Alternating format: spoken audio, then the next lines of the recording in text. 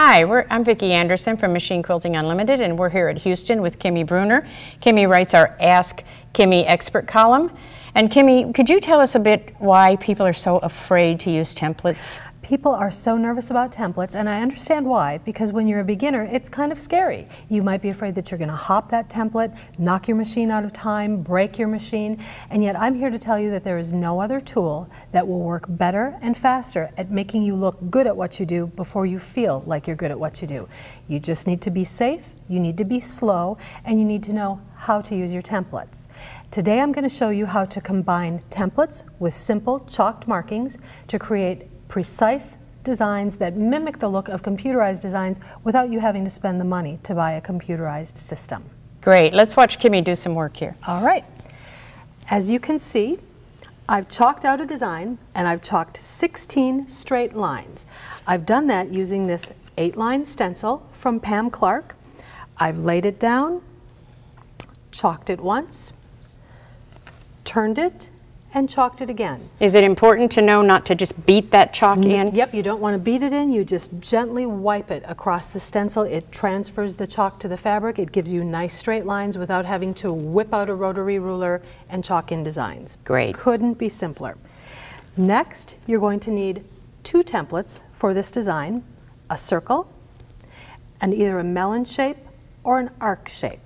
I find the melon shape easier because it allows me to stitch up to the point, stop and stitch down, which gives me a very pointy and precise point rather than a rounded point. Which is the way I quilt, with the round points. If it's supposed to be a pointy shape, you want a pointy shape.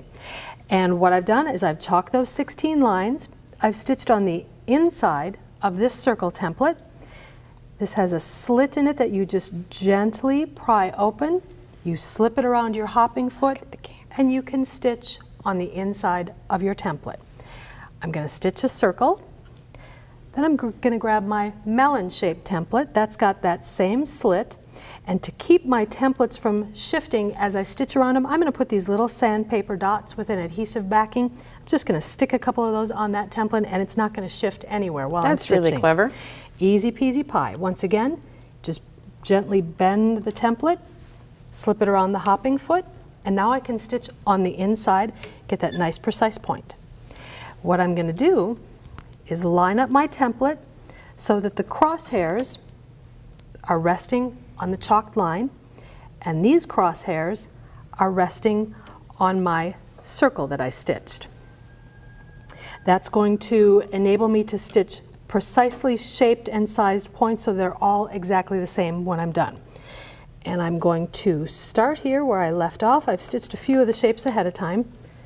I'm just going to start where I left off, bring up my bobbin thread, line up my template, and I'm going to slowly and carefully, in regulated mode, I'm going to go 10 stitches per inch, slowly and carefully, stitch up, stop when I come to the chalked line, and stitch back down. Stop with my needle down, shift my template. I'm going to do the same thing again. Stitch out, stop at the chalked line, and stitch back in. You make it look so easy. It's very easy. I'm just going to stitch all the way around the circle, break my stitching line.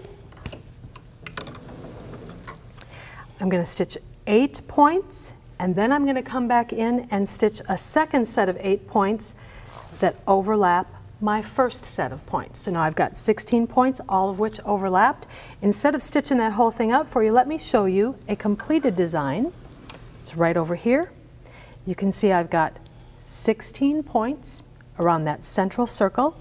I've just come back in and filled in those secondary shapes with a nice sparkly blue YLI fine metallic thread in a turquoise color. That creates my block shape, and if I want a matching border, I'm going to stitch 3/4 of that shape around the corner, half the shape along the straightaway, 3/4 of the shape at the corner, half a shape on the straightaway. You can create a block design or a border design out of 16 simple lines and 2 easy templates. Couldn't So be it is simpler. very easy. It's very, very easy. One point that you might tell our viewers is the extended base is necessary when you use rulers. You've got to have an extended base because if you are trying to balance this ruler, whoops, if you're trying to balance this ruler on this little tiny needle plate, it's going to be like 2 kids on a teeter-totter. One end's going to flip up, one end's going to flip down, and sooner or later it's going to flip right under your hopping foot and you're going to break your needle. You want an extended base. It gives you basically a coffee table that travels with you as you move throughout the quilt. That way you can lay your template down, it's nice and secure, it's not going to flip, it's not going to go anywhere, you're going to be able to stitch safely and carefully all the way around. Great. Thank you, Kimmy, for your help. No problem. And we'll see you next year at Houston. Yep, thank you.